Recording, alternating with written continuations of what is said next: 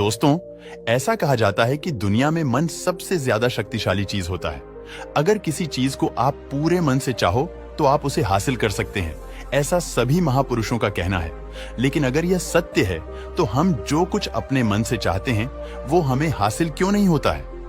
भला कोई भी इंसान अपने मन में दुख तो नहीं चाहेगा, लेकिन वो रहता तो दुखी है। हर इंसान अपने मन से तो कामयाब होना चाहता है, बहुत धन कमाना चाहता है, लेकिन फिर भी वो कामयाब नहीं होता। ऐसा दुनिया में कौन सा इंसान होगा जो अपने मन में ये चाहेगा कि मैं कामयाब न बनूं या मैं धन न कमाऊं? सोचने की बात है कि इसमें दो चीजें सामने निकल कर आती हैं, और वो यह है कि या तो वे महापुरुष गलत थे जिन्होंने यह बात बोली कि मन से चाही हुई चीज हासिल हो जाती है, या फिर हम गलत हैं। आज की कहानी जो आप सुनने वाले हैं उसमें आपको एक ऐसा ज्ञान मिलेगा जिससे आप यह समझ पाएंगे कि अपने मन से कोई भी चीज कैसे करवाई जाती है, मन में किसी भी बात का बीज कैसे बोया जाता है। यह इस कहानी से आपको अच्छी तरह से समझ में आ जाएगा, और इससे आप यह भी समझ पाएंगे कि आकर्षण का नियम, लॉ ऑफ अट्रैक्शन, कैसे काम करता है। कहानी छोटी सी है लेकिन बहुत ही गहरी है। इससे पहले कि आप इस कहानी में खो जाएं, इस चैनल को सब्सक्राइब जरूर कर लें। तो चलिए कहानी शुरू करते हैं। एक बार की बात है, एक व्यक्ति के जीवन में सिर्फ दुख भरे हुए थे। वह जो कुछ भी काम करता उस बेचारे का वो काम पूरा ही नहीं होता। घर आता तो घर में क्लेश बना रहता, किसी से कोई मदद मांगता तो कोई उसकी मदद नहीं करता। ऐसा लगता था कि चारों ओर से दुखों का पहाड़ उसी पर टूट पड़ा है। उसे समझ नहीं आ रहा था कि वो इन दुखों से बाहर कैसे निकले। वो दिन रात यही सोचता रहता कि अपने दुखों से छुटकारा कैसे पाना है। इसी कारण से वो रात में सो भी नहीं पाता था। उसकी आंखों के नीचे बड़े बड़े काले घेरे बन गए थे, जो इस बात का प्रतीक थे कि वह व्यक्ति कितना दुखी और कितना चिंतित है।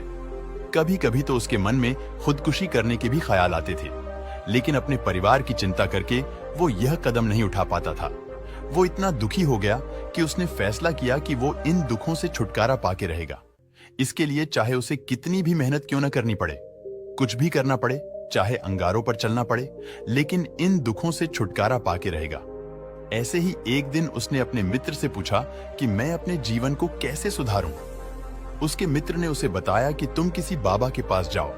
बाबाओं के पास ऐसा मंत्र होता है जिससे सारे दुख मिट जाते हैं, जीवन खुशियों से भर जाता है और धन संपदा भी हासिल हो जाती है। तुम किसी ऐसे बाबा को ढूंढ लो, बस तुम्हारा काम बन जाएगा। उस व्यक्ति के मन में यह बात पूरी तरह ऐसे बैठ गई कि बाबा ही मेरा दुख दूर कर सकता है, और इसीलिए उसे किसी भी बाबा के बारे में पता चलता तो वो उस बाबा के पास पहुंच जाता, उस बाबा को अपनी समस्या बताता और उससे उसका समाधान पूछता और कहता कि बाबा, मैं कुछ भी करने के लिए तैयार हूं, लेकिन मेरी इन समस्याओं से मुझे छुटकारा दिला दीजिए। आप जो कहेंगे वो मैं करूंगा, लेकिन मेरे जीवन को सुधार दीजिए। बाबा उसे कुछ टोने टोटके बता देते थे करने के लिए, और बदले में दान दक्षिणा ले लेते थे कि यह टोटके करने के बाद तुम्हारे घर में सुख शांति बनी रहेगी। बस इस टोटके को पूरी विधि के साथ करना। वह आदमी घर लौटकर पूरी विधि के साथ टोने टोटके करने लगा, लेकिन बहुत टोने टोटके करने के बाद भी उसके जीवन में कुछ बदलाव नहीं आया। इसके विपरीत उसका जीवन और ज्यादा दुखी हो गया। जो भी बाबा उसे टोना टोटका देता था, उसके बदले में उससे दान दक्षिणा लेता था, जिससे उसका धन भी धीरे धीरे खत्म हो रहा था। इससे उसके जीवन में दुख और ज्यादा बढ़ गए। तब उसे लगा कि बाबाओं के पास जाने से तो मेरे जीवन में दुख कम होने की बजाय बढ़ते ही जा रहे हैं, तो मुझे क्या करना चाहिए? बाबाओं के पास जाऊं या ना जाऊं? फिर एक दिन एक आदमी ने उसे बताया कि तुम अपने घर में किसी पंडित को बुलाकर हवन करवा लो। हवन होगा, घर शुद्ध हो जाएगा, कोई भी बुरी ऊर्जा अगर घर में होगी तो वह बाहर चली जाएगी। किसी पंडित को बुलाकर पूरे विधि विधानों से मंत्रों का उच्चारण कराओ और हवन कराओ, जिससे घर में सुख शांति आए। उस आदमी के मन में ये बात बैठ गई और उसने एक पंडित को अपने घर पर बुलाकर हवन करवा दिया। हवन अच्छी तरह से संपन्न हुआ। बदले में पंडित ने भी अच्छी दान दक्षिणा ली और उसके बाद वो वहां से चला गया। लेकिन कुछ दिनों के बाद उस आदमी को महसूस हुआ कि उसके जीवन में अब भी कोई बदलाव नहीं आया है। अब वह व्यक्ति पूरी तरह से दुखी हो गया और ज्यादा परेशान हो गया। अब तो उसे लगने लगा था कि मेरे जीवन में से दुख कभी खत्म ही नहीं होंगे, और यही सोच सोचकर उस आदमी का बुरा हाल हो गया था। फिर एक दिन उसे अपने मित्र से एक ऐसे बाबा के बारे में पता चला जो समाधान बताने के लिए कोई दान दक्षिणा नहीं लेता था। उस आदमी को लगा कि यह बाबा दूसरे बाबाओं की तरह नहीं हो सकता, क्योंकि यह दान दक्षिणा तो लेता ही नहीं, और अगर दान दक्षिणा नहीं लेता तो यह सच में कोई सिद्ध बाबा होगा। और यही सोचकर वो उस बाबा के पास पहुंच जाता है। जब वो व्यक्ति उस बाबा के पास पहुंचता है तो वो बाबा ध्यान में बैठे हुए थे। यह देखकर वह व्यक्ति वहीं पर चुपचाप बैठकर उनके ध्यान से बाहर आने का इंतजार करने लगा। थोड़ी देर बाद बाबा ने आंखें खोली तो सामने एक दुखी और परेशान युवक को बैठे देखा। वह उसकी आंखों के नीचे काले घेरे देखते ही समझ गया कि यह आदमी अपने जीवन से कितना परेशान है। उसे संबोधित करते हुए बाबा ने पूछा कि बच्चा, क्या चाहते हो? बाबा के पास क्या लेने आए हो? उस आदमी ने कहा कि बाबा, मैं अपने जीवन से बहुत परेशान हूं। मैंने इन दुखों को दूर करने के लिए बहुत सारे रास्ते अपनाए। हर वो तरकीब करके देखी जो किसी बाबा ने मुझे बताई। हर वो काम किया जो किसी भी इंसान ने मुझसे करने को कहा। लेकिन मेरे जीवन में दुखों की कोई कमी नहीं आई, बल्कि इसके विपरीत मेरे जीवन में दुखों में बढ़ोतरी हो गई। मुझे समझ नहीं आ रहा है कि मैं क्या करूं।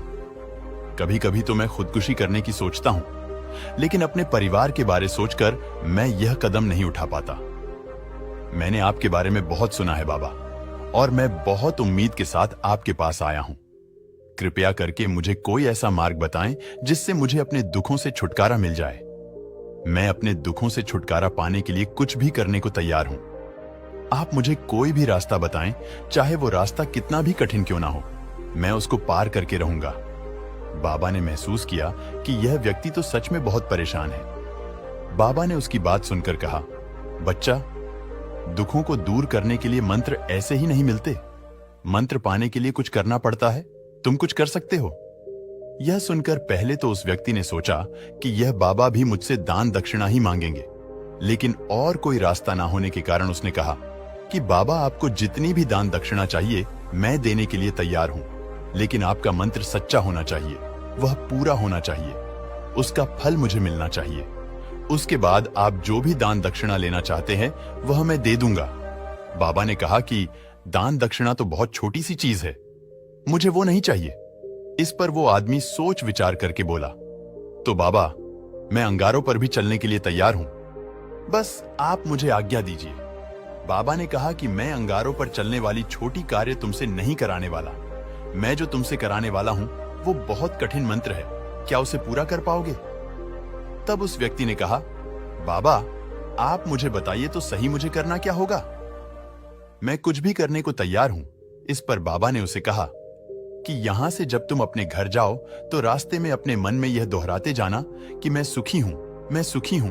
बार बार अपने मन में यही दोहराना, और याद रहे, जुबान पर यह नहीं आना चाहिए, यह सिर्फ मन में दोहराना है।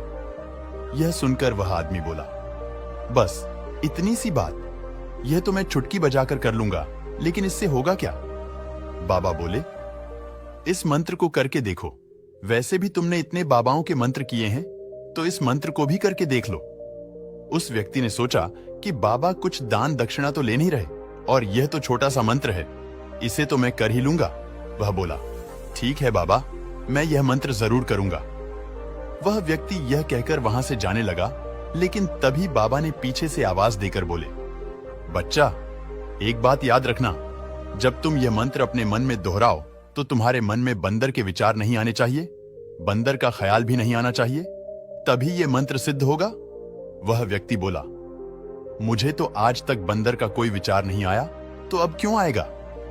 आप चिंता मत करिए बाबा, मैं बस मन में यही दोहराऊंगा कि मैं सुखी हूं, मैं सुखी हूं। इसके अलावा बंदर का कोई विचार मेरे मन में नहीं आएगा। ये कहकर वो आदमी वहां से चला गया। वो अपने मन में मैं सुखी हूं, मैं सुखी हूं, ये दोहराता हुआ थोड़ी दूर ही चला था कि उसके मन में अचानक बंदर का ख्याल आ गया। बंदर का ख्याल एक बार आया और चला भी गया, लेकिन उस आदमी ने सोचा कि आज तक तो मुझे बंदर का कोई विचार नहीं आया, यह आज बंदर का विचार क्यों आ गया? और ऐसे करके उसने उस बंदर के विचार को पकड़ लिया। वो ये भूल गया कि मुझे क्या मंत्र दोहराना है, और वो बंदर के बारे में सोचने लगा। जब थोड़ी देर बाद उसे फिर से होश आया तो वो फिर से अपना वही मंत्र दोहराने लगा जो बाबा ने उसे बताया था, मैं सुखी हूं, मैं सुखी हूं। लेकिन अचानक से उसे सामने एक बंदर दिखाई दिया और ये देखकर उसके मन में फिर से बंदर का विचार उठ गया और वो अपने अंदर से इस विचार को बाहर फेंकना चाहता था। वो चाहता था कि मेरे अंदर किसी भी तरह बंदर का विचार ना आए, लेकिन उसे तो सामने बंदर ही दिखाई दे गया। ऐसे ही जद्दोजहद करते करते वह घर पहुंचा और घर पर पहुंचने के बाद अपनी पत्नी से कहा कि हे बंदरिया, मुझे खाने में बंदर परोस दो। और जब उसे एहसास हुआ कि उसने क्या बोल दिया तो वह अपने बाल नोचने लगा। वह दीवारों में सर मारने लगा कि आज तक मुझे बंदर का कोई विचार नहीं आया और आज मुझे यह क्या हो गया है कि मुझे हर जगह बंदर ही बंदर नजर आ रहे हैं। यह कैसी माया है। यही सोच सोचकर वो आदमी रात भर सो नहीं पाया। रात भर करवटें बदलता रहा और सुबह उठकर सीधे उसी बाबा के पास पहुंच गया और उनके चरणों में गिरकर कहा कि बाबा, पता नहीं क्या चमत्कार हो रहा है। आज तक मुझे बंदर का कोई विचार नहीं आया, लेकिन कल से जब से आपने मुझसे कहा कि बंदर का विचार नहीं आना चाहिए, तब से मुझे हर जगह बंदर ही बंदर नजर आ रहे हैं। उस आदमी ने कहा कि बाबा, मुझे तो आपके पीछे वृक्ष पर बैठा हुआ बंदर भी केले खाता हुआ दिखाई दे रहा है। यह हो क्या रहा है बाबा? यह सुनकर बाबा हंसने लगे। बच्चा, मन का जाल एक ऐसा जाल है जिसे समझ पाना इतना आसान नहीं है। बंदर तो तुम्हारे रास्ते में पहले भी आते थे। जब तुम मेरे पास आए थे तो इन्हीं वृक्षों पर ये बंदर घूम रहे थे, लेकिन तब तुम्हारे ध्यान में यह बंदर नहीं था। तब तुम्हारे ध्यान में सिर्फ अपने दुख थे। इसके बाद बाबा ने उसे बताया कि बच्चा, हम जिस चीज से भी दूर भागना चाहते हैं, वही चीज हमारे मन में बहुत गहरी प्रविष्ट हो जाती है। वो हमारे अंतर मन में समा जाती है। असल में हम जिस चीज से भी छुटकारा पाना चाहते हैं, उसका जुड़ाव हमारे साथ गहरा हो जाता है और हम जितना ही उससे छुटकारा पाना चाहते हैं, वो उतना ही ज्यादा हमारे मन में बैठती चली जाती है और आखिरकार वो हमारे अंतर मन में छा जाती है। ऊपर से तो हम चाहते हैं सुखी होना कि मैं सुखी हूं, सुखी हूं। हमारे होंठ भी यही बोलते रहते हैं, लेकिन हमारे मन में दुख समाये हुए होते हैं। हमारे विचारों में, हमारे मन में हमें दुख ही दुख दिखाई देते हैं। इसीलिए अपनी जुबान से बार बार यह बोलने से कि मैं सुखी हूं, मैं सुखी हूं, हम सुखी नहीं होंगे जब तक यह मंत्र हमारे अंतर्मन में नहीं बैठेगा। इस पर उस आदमी ने पूछा कि बाबा, लेकिन यह मंत्र हमारे अंतर्मन में कैसे बैठेगा?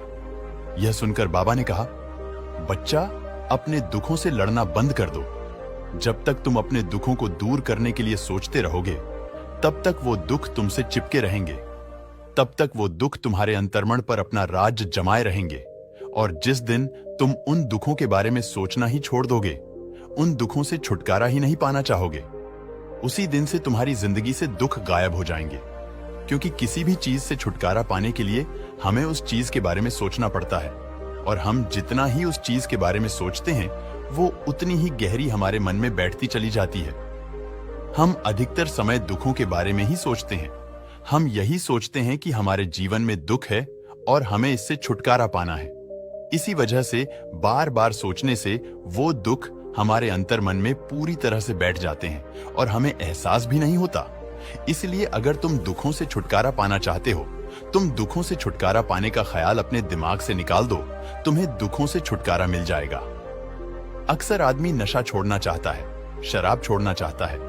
हर सुबह वह खुद से यह वादा करता है कि मैं कोई भी गलत काम नहीं करूंगा, लेकिन शाम को जब लौटता है तो नशे में चूर होकर लौटता है। ऐसा क्यों होता है कि जो हम सोच रहे हैं वह पूरा कर ही नहीं पा रहे हैं? असल में हम उस चीज को बहुत ज्यादा अहमियत दे रहे हैं। जब भी हम उस चीज को छोड़ने के बारे में सोचते हैं तो हम उसकी विशेषता को और ज्यादा बढ़ा देते हैं। हमारा मन उस चीज के बारे में जितना ज्यादा सोचेगा, शराब या धूम्रपान छोड़ने के बारे में जितना ज्यादा सोचेगा, हमारा मन उतना ही उस चीज के पीछे से ज्यादा भागेगा।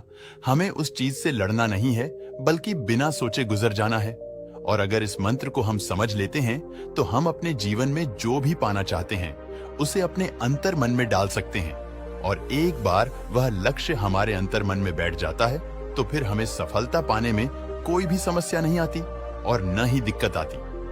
तो दोस्तों, आशा करते हैं कि यह कहानी आपको जरूर पसंद आई होगी, तो कमेंट सेक्शन में जरूर बताएं और हमारे इस चैनल को सब्सक्राइब करना